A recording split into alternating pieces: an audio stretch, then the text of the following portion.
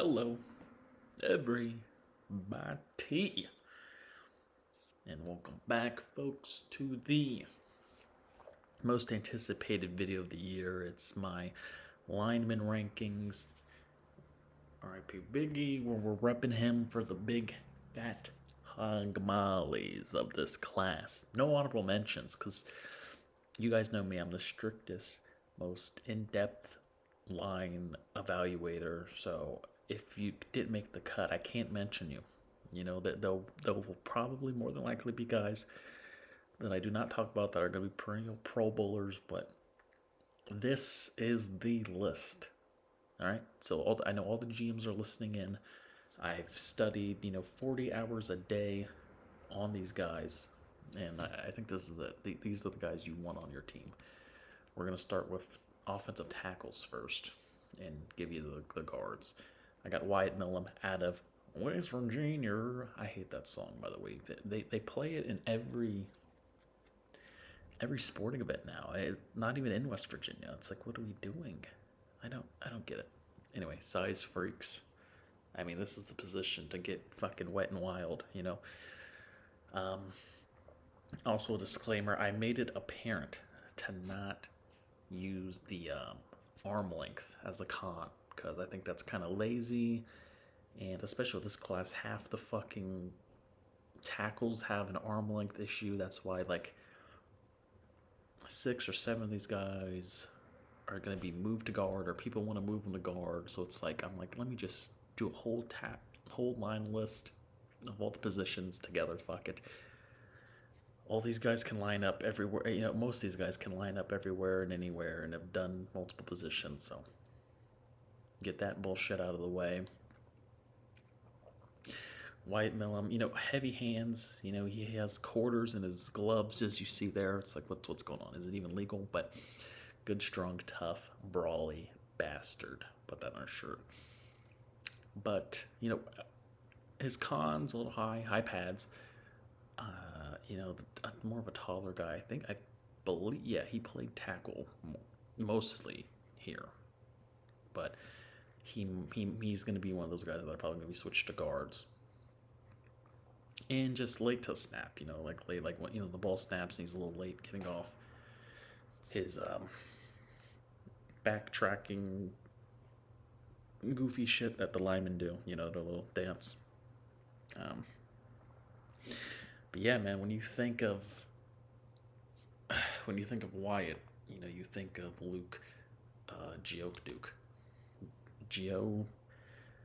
Goedek. I've heard the name vaguely. We don't know. We don't care. We really, because he's going to be better, I'm going to tell y'all that right the fuck now. Number 9, we got Ozzy Trapolo.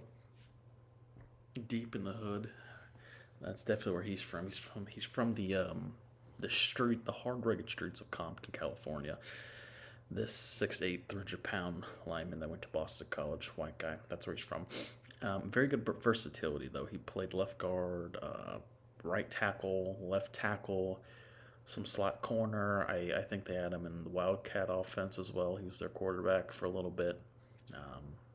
Very, very diverse player. Good footwork, good technique. But, for a guy who, covered slot guys in the ACC, he lacks the athleticism at the line position. A little stiff too. Doesn't have the most fluid hips that you'd want. So it's like for zone offenses, I don't know how well he would be if you put him at guard there.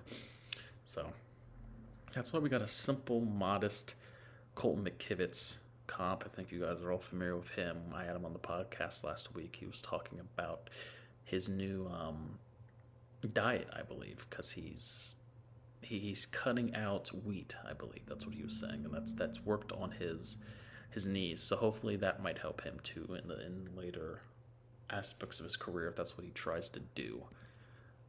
Number 8, Charles Grant out of William and Mary. He's the sneaky my guy, obscure dude from the FCS. I do like him though. Good athleticism, good range, and you guys know when I say range, we all know what that means. Could get better at hand placement though, and just overall play strength. That's another reason why people, might move him to guard or even center. I've heard. Jack of all trades. I'd have to see his post moves. See if he can catch all the oops, but yeah, sure. So Wanya Morris was a guy that I believe he made a book this year, and I read it. And just from the penmanship, how they both write on pieces of paper, I think they got similar writing styles. So got him with the comp for that. Number 7, my boy Emory Jones Jr. out of LSU. Remember him? Again, these guys that were highly ranked beginning of the year, coming into last year, they played pretty solid, pretty well to my understanding, and then they get dropped down boards. This is clearly never blown up in my face before doing this, so I'm going to do it again. Got him as a 3rd round pick. Great strength, great physicality. He's just a hard-nosed tackle that I feel like you need and want in this here league. Very good fluidity. Psych, that's a con. What the fuck am I talking about? Very stiff. He's too physical. He doesn't know how to bend. He doesn't know how to do yoga. It's like I've tried to talk to him. He's been busy. Yeah, so footwork can improve, but Evan Neal, who I was high on, he was my number 1 guy, and clearly that worked out well for him at tackle. They had to move him to guard, which a lot of people are also saying Emory Jones might have to do. So hopefully that venture can be better than the great Evan Neal. King Caleb classic there. Number 6, we got Ariante Ursary out of Minnesota. Got him as a 2nd round pick. Smash mouth. He's just a smash mouth player, physical, good enough agility for a guy of his size and mass. Bobby Massey comp, hello. Good hands, will get up in you. Lacks the balance though. He never just knew how to ride a skateboard. I told him to play the Tony Hawk games. He said it's not at his speed. He's more of a Fortnite guy. These new kids nowadays, these younger Gen Z guys, I just can't relate to them. I'm getting to unk status damn near. Well, I guess I am an uncle actually, but flexibility could get better. Again, like these fat fucks, do you stretch? Do that once in your life, and you might get better at playing tackle. All right, I might have you higher. Good leader though. He's rowed the boat, people have said, so that's good for him. Great shit. Number 5, we got Josh Conley Jr. out of Oregon. I almost threw up. I was thinking about their Rose Bowl performance. 1st to 2nd round pick. Very good fluidity. He's a streamlined blocker. Tongue twister. Good leverage at the point of attack, though is lacking, and just finishing the play, finishing the block. The defender could elude him after first contact. But, I think he does, all joking aside, and, I haven't been joking much in this very serious video, but I think he has very good upside and could potentially be Deion Dawkins' level of solid tackle for you. So, yeah. My boy, Josh Simmons, out of the 1st round pick. Very good leverage again. Athletic freak. He's a specimen. He has a 12-pack. It's like you're a lineman, dude. Relax. Hand moves, he can just get more of them and more technique. He leans a little bit, get more solid, shoulders just firmly in there. Coming off of an injury, from all, there's kind of mixed reports, but it seems like he's going to be good to go. DJ Humphries, a modest comp. I was thinking more Jonathan Ogden, Orlando Pace, but I was like, let me calm down. Let me just relax. He's the sure ballot, first ballot Hall of Famer, but let's go to 3. The indie darling, online's favorite tackle, Armand Mimbu. I guess he's all right.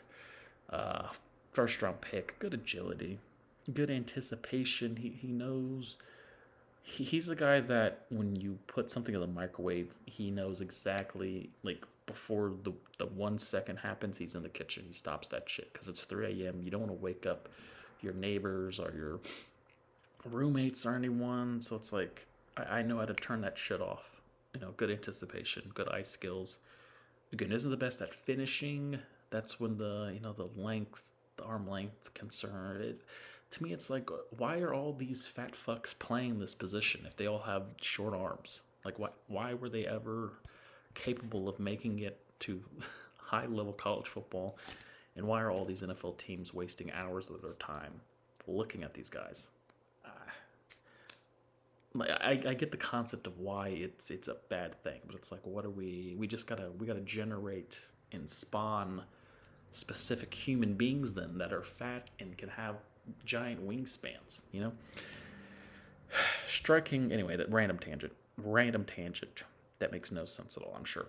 Striking, again, it could get better. He can have more aggressive hand plays and movements at the point of attack, but a guy like Zach Tom for the Packers has grown and developed year in and year out, so I think he can hopefully be a solid guy. I hope the hype is real and he's as good as everyone says he is, but my 2-1 didn't change from since what we were talking about last year. Kelvin Banks Jr. at Texas. I mean, he's just, the closer we get to the draft, he's one of these guys that people are bored by, and he's like, creeping down people's lists. But dude, his point of attack, he'll fuck you up in a phone booth, man. I'm telling you, he just, right when Quinn's hike, he just fucking elbow dropped the dude. Really good agility too, good athleticism. Another guy who could play guard, but in a zone scheme, I think he could, do counter plays and shit like that. Put him in the backfield. Fuck it, LT shit. You want him to be a little more aggressive, though, at least me, because, I studied every single game of this man. I really did. I truly watched every snap of him. And I was like, he can get a little more aggressive, especially at the second level. Footwork can always improve. But again, Christian Darrisaw, a solid starter in this league. I believe that's this man right here in the flesh.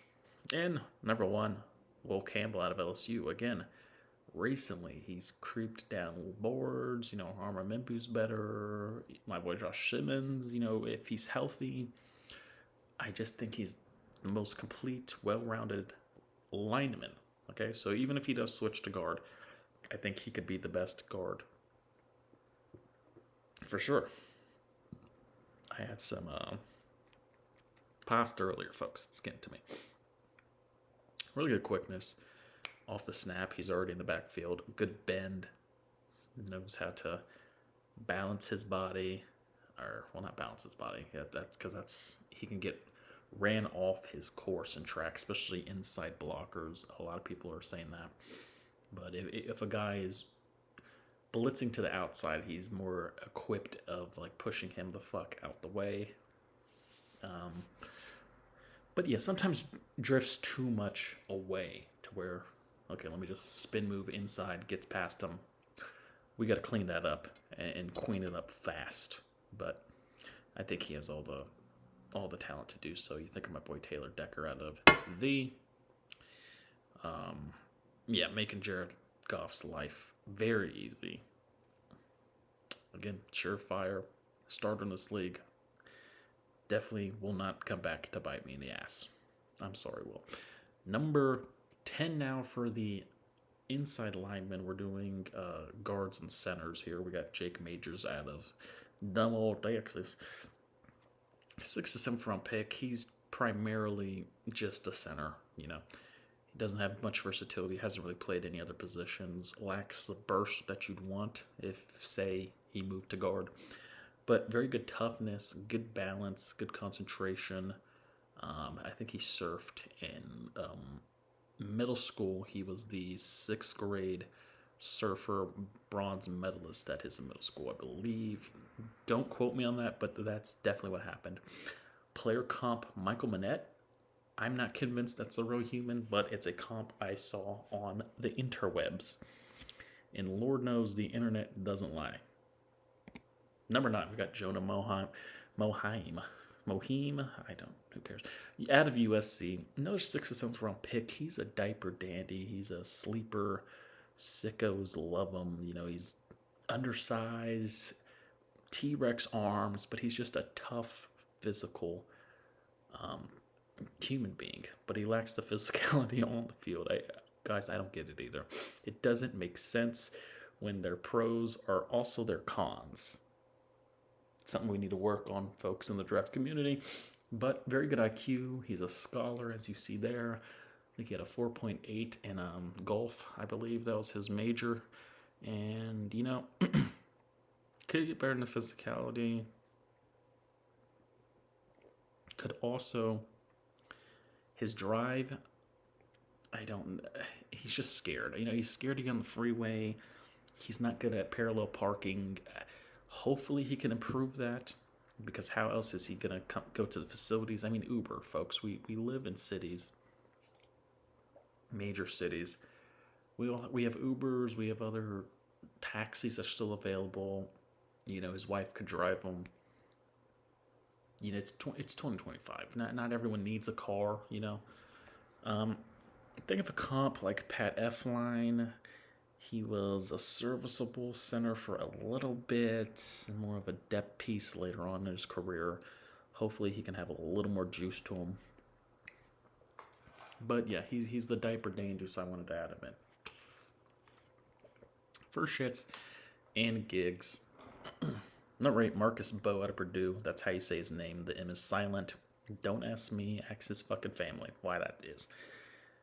3rd or 4th round pick, cause sure. Good burst off the line. Good versatility. I believe he played tackle as well for them.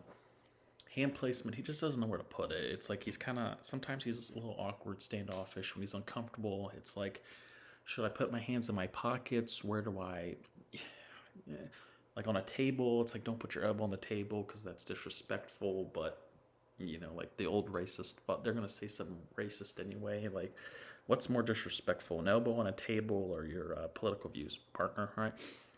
But I digress. He drops his head sometimes more than you'd want, and he's definitely the only lineman in this class who drops his head, so he needs to improve that. Jonah Williams, though, a serviceable, average guard. I hope he has a little more upside. I think he's more athletic than him, but we'll see. As we'll see another champion next. My boy Seth McLaughlin out of the Ohio State University. 5th round pick, coming off an injury. You know, he would have been the first overall pick. Cam Ward is the luckiest bastard on earth, because if Seth wouldn't get hurt, the Titans have already stated multiple times that they were looking for Seth. Number 1, they would have picked him. It was rumors that he already had a house chosen out there in Tennessee and that he was setting up shop there, but after the injury, we had to change course. So unfortunate stuff there, but flexibility is off the charts. Great IQ, 4.9. In the hardest difficulties of classes, he was doing algebra and parabolas and quantum leap theories. It was impressive stuff. I went to one of his seminars. But, you know, just lower the pad level. He's too high sometimes. He needs to bend down more, get gritty, get to the dirt, and just DDT motherfuckers, really. That's what I was telling them. And then, you know, since, you know, he's a center, his snap location, especially at Alabama, was shaky. Will and Jalen would have to, you know, catch it over here, a little high, a little low, a little hey, a little ho. Shout out to Stuart fucking Little. But he still won the Remington, even not playing a full season. So one of the better centers in this class, obviously. And I said a cooler Connor McGovern, because that's a name I heard before, but let's think of a guy who's way better and someone you actually know. And that's who he is. I think he could potentially be a very solid center in this league for a long time, folks. Number 6, we got another center for you, Jared Wilson out of Georgia. A little more athletic, a little more foot speed, good leverage. Isn't the strongest guy, and he doesn't anticipate as well as you would want or assume or think or believe or ponder as you are pondering who the fuck Brian Shawinky is. I don't know. These guys aren't real. They could be making shit up. But yeah, another depth piece. Potentially could play guard. I don't know. I've never seen it personally. Number 5, we got Tate Ratledge out of Georgia. Second, third round pick. Goofy country bumpkin, funny guy. He hates Ohio State. Hey, the feeling's mutual, pal. All right. Good pad level though. He gets very low. He was the limbo champ, I believe, 8th through 12th grade at said places that he attended school at. Good physicality, tough bastard. Just a guy's guy, a pal's pal, a barstool legend. He's just one of those white college bro dudes. So nothing wrong with it. Balance again. He gets a little woozy, gets a little tipsy out there. I don't know what's going on personally. Hopefully he's not.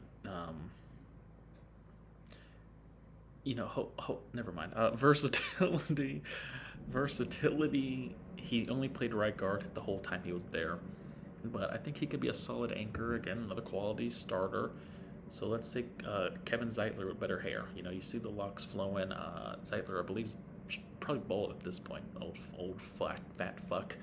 So yeah, got a bright future for this dumbass.